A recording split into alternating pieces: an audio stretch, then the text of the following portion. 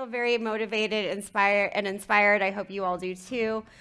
Before we take a break for that delicious lunch that I mentioned earlier, I want to turn it over to Ron Mardesen, a Niman Ranch farmer at A-Frame Acres, who is going to say a few words about our country's food and farming policy. So over to Ron. Give him a huge round of applause.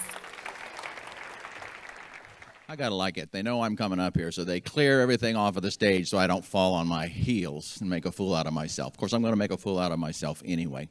Just so everybody in this room realizes, I am what's left that's standing between you and lunch. We're gonna talk a little bit for a few minutes today about something that's near and dear to my heart. We're gonna talk about Proposition 12 in the EATS Act. And before I get started, does everybody know what a gestation crate is? Raise your hand if you know what a gestation crate is. Okay, can we have a picture up? See, they don't give me the clicker either because I know I can't do that. If you can look at that, a gestation crate is nothing more than a 2-foot wide by 7-foot long cage that's roughly 30 inches high that a pregnant mama pig is housed in for up to 3 months, 3 weeks, and 3 days. Now, these girls can weigh as much as 600 pounds. They can only stand up and lay down. They cannot turn around. They can't back up much. They can't walk forward very much. It is no way to live, and it's no fun. Well, as you know, I am a Niman Ranch farmer, and I've been one for 22 and a half years, and I'm proud of that. But there are 500 hog farmers, just exactly like me, that do not use gestation crates. Niman Ranch's policy is to, no kidding, I'm proud of that. Niman Ranch has never allowed gestation crates of any kind, and Niman Ranch has never allowed farrowing crates of any kind. So anyway, that brings me to Proposition 12. Proposition 12 is a law that was passed in the state of California in 2018. And what it said was they would no longer let pork that had come from pigs whose moms were held within gestation crates to be sold in the state of California, regardless of where it came from. It was passed resoundingly. It was a popular vote where 2 out of 3 people voted, heck yes, we think that's right. We think that's what we need to do. Well, guess what? From the very instant that passed, people were scared. People on the other side of the fence began to panic, and they said, they can't do this to us. They can't do this. This isn't right. It's unconstitutional. So court battles started, and they started, and they started. Each time a battle was waged, the constitutionality of that law was upheld. This went on in 19. This went on in 20.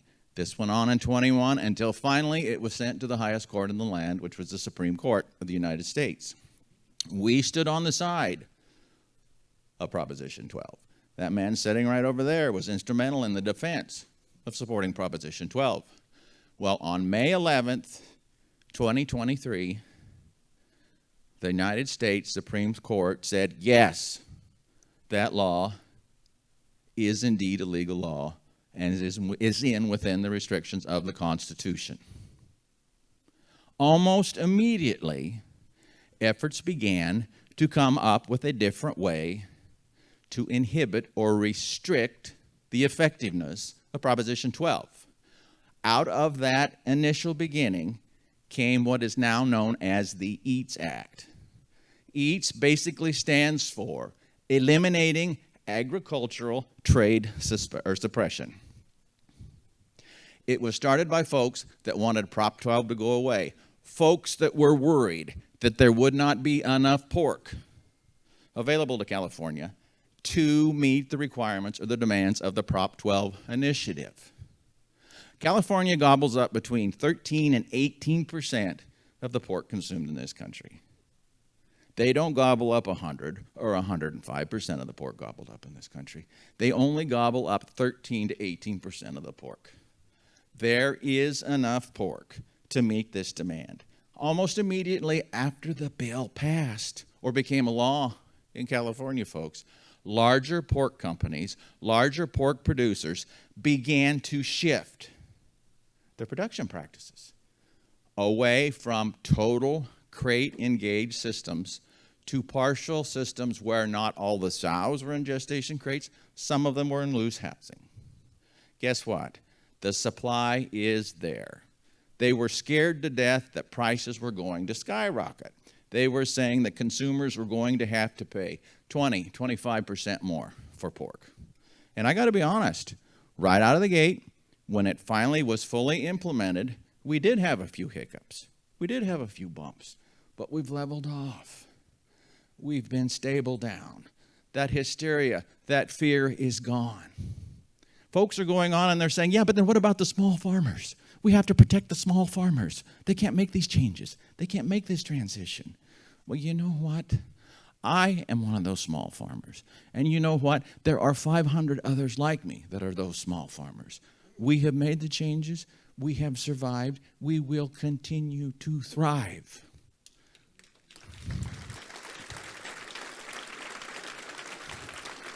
I know we're hungry, and I know I'll close with this. I am scared to death that if the EATS Act, which is currently being woven into the Farm Bill that was just mentioned a little bit ago, that they still haven't passed, if the EATS Act continues to be in that Farm Bill, and if the EATS Act does indeed come into gear, every little independent farmer, every farmer, period, that has taken the effort or made the effort, taken the initiative to do that transition, to take a hold of that opportunity to raise pork gestation crate free, all those efforts are going to be for naught. That's going to be washed down the drain. But more importantly, if this EATS Act goes through, we are slapping one of the most positive and progressive movements towards animal welfare that I have seen in my lifetime. There are 6 million sows in this country right now that are crammed in gestation crates for some period of their lifetime. What Proposition 12 gives us, what Proposition 12 shows us, is that we can do better, guys. It shows us that there is an opportunity to stand up and say, you know what? This isn't the only answer. We need to recognize, we need to appreciate, and we need to understand how our animal agriculture is done, how our animal agriculture is practiced, and how we can make our animal agriculture better. So, if you know a congressman, if you know a senator, don't you dare be shy. Don't you dare be quiet. You tell them what you think, give them my number. I don't care. Let's not let this EATS Act slip into the Farm Bill. Thank you.